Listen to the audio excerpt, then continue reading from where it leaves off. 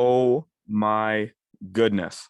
What a massive trade that just went down in the NBA.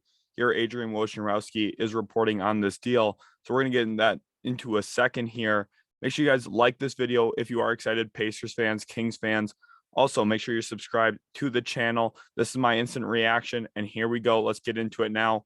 Pacers are trading Domantas Sabonis, Jeremy Lamb, and Justin Holiday to the Sacramento Kings for Tyrese Haliburton, Buddy Hield, and Tristan Thompson, sources tell ESPN. This is absolutely incredible. This is insane. I knew Domantas Sabonis was going to be on his way out, but they got a great package for him here. We're going to be talking about that and more in this video. Pacers, they're in a fire sale. Of course, moved on from Tyrese Haliburton. Now they get an offer for Domantas Sabonis that they wanted, and it's a good one. They give up 3 quality players here, though. Domantas Sabonis, Jeremy Lamb, and Justin Holiday. I really like Justin Holiday in this deal because he's on a 2-year, $12 million contract. He's affordable, solid 3-and-D wing, averaging north of 11 points a game this year. And then Domantas Sabonis, we know what he can be, a high post facilitator, someone who can really be a hub of an offense. And he's on his way to Sacramento. The Kings get the best player currently in this deal, and he's only 25 years old, strong left-handed player, can do a ton for you in the half-court offense.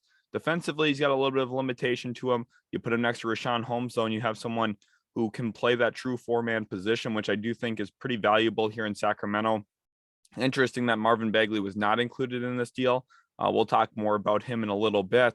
But then when you look at what Sacramento gave up, they gave up Tyrese Haliburton, Buddy Hield, and Tristan Thompson. So it's interesting to me that they were super interested in getting rid of Buddy Hield in this deal, because I thought Buddy Hield would probably be a good fit next to Domantas Sabonis. When you consider what he can be as a shooter, I know a lot of his shots come from the perimeter.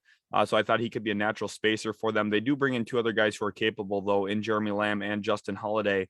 And the Kings are trying to retrofit their roster and try and make the play-in at least. Of course, this is a team that has not been in the playoffs for quite some time. They need to make some moves.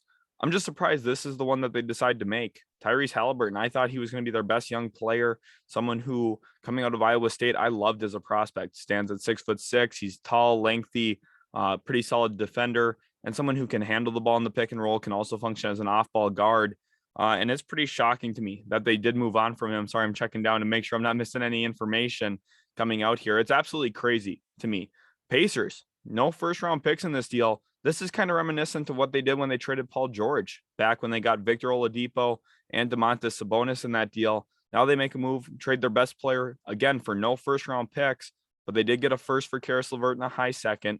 They've set themselves up very well for long-term success, and I think Tyrese Haliburton's a perfect fit into Rick Carlisle's system. He's going to be one of their best players immediately on day one of him being there in Indiana. Buddy Hield, I also think, is a solid acquisition. Tristan Thompson, he makes sense as a big man for them. I think he's in the later half of his career, though, so I don't really think he's going to factor in too much more than money in this type of deal.